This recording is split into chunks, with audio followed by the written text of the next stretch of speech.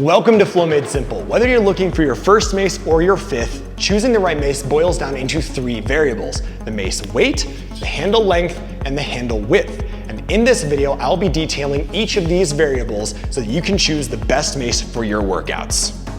So I have an array of maces behind me here so that we can talk about each of these three details in a very practical manner. And we're going to be starting off with mace weight, and you can see that they are ranged from 7 pounds up to 20 pounds. Now, the first main thing to understand about mace weight is that it is a non-linear increase. So the way that the mace feels when you increase from 10 pounds to 15 pounds feels like more than a 5-pound increase. And there is a very big reason for that, which I'm about to discuss. But first I'll talk about the more obvious impact that increasing the mace weight has on the workout, which is that it's going to require more muscle engagement throughout the entire body.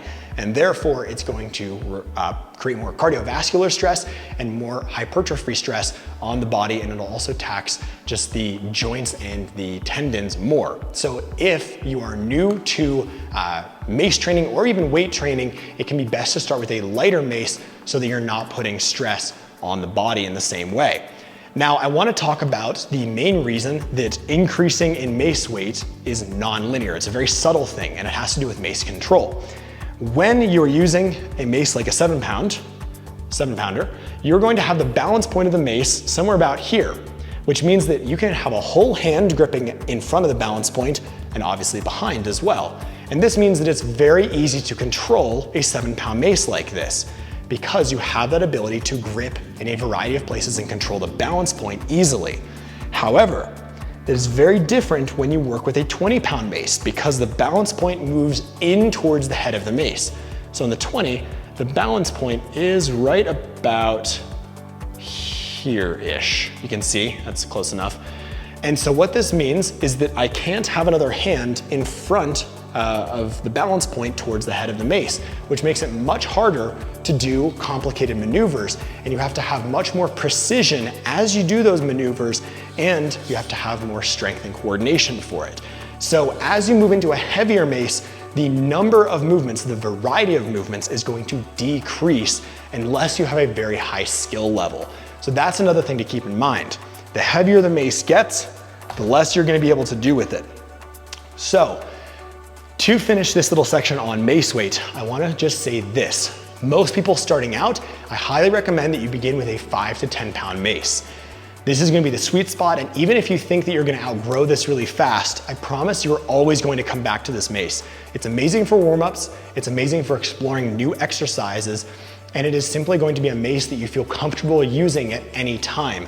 Whereas if you start off with a 15-pound mace, that's always going to feel heavy, and you're gonna have to be very warmed up before you pick it up.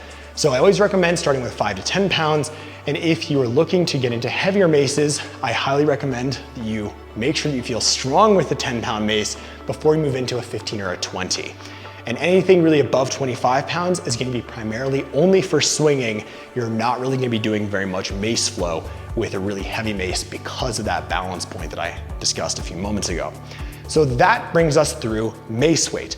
Next, I'm going to talk about handle length, and you can see that there is also a wide disparity here as well in the handle length. Now, when you buy a mace and you look at the dimensions of it, it is going to report the total length of the mace, not the length of the handle. So when you look at it, it includes the length of the head of the mace as well. So what I'm discussing here about handle length is very important to understand, but also make sure that when you purchase, you're looking at total length. So, important caveat. You can see from the shortest mace that I have here, this is an Onnit 7-pound mace, and it has a total length of about 30 inches. And this means that you have less leverage over the head of the mace than this 7-pound mace, which is closer to 36 inches total. The reason that this is relevant is that a longer handle gives more leverage over the head of the mace, which means more control over the mace. And so therefore, generally speaking, it's best to have a longer handle than a shorter handle. However, there is one very important caveat, which is that if you are shorter than about 5'5", then it is better to have the shorter handle because it's going to be more proportional for your arms and your torso. And if you're above 5'5", I highly recommend getting a mace that's 36 to 40 inches in total length. So that is the little spiel on the handle length. definitely a very relevant thing to consider. And the last bit that I'll say on handle length is that most mace brands do not have a wide variety of these. And so you have to watch out for what you're buying online to make sure that it's gonna be matching your specifications. Now there is a brand that I'm actually affiliated with that does a great job of this. It's called White Line Athletics, and they have the most choice of any brand out there. And they have a lot of ability to choose handle length in addition to weight. And also they give you the ability to choose the handle's diameter, the width. And so that is significant. And I'm gonna contrast these two maces real quick as our last main variable. Maces will oftentimes come in 1.25 inch diameter or 1.5 inch diameter. Now, these will actually have a surprisingly large impact on the feel of the mace during a workout. The thicker handle mace is going to feel more robust and more powerful. However, it also is going to tax your grip strength much more. The slimmer handle is much easier to control and feels a little bit more whippy, which makes it much easier to do various things like this with the mace. However, you're not gonna get those same grip strength benefits as you would with a thicker handle. So it's really up to you. However, the guidance I tend to provide is that if you have a weaker grip or smaller hands or maybe arthritis in your hands, I highly recommend going with the slimmer 1.25 inch grip.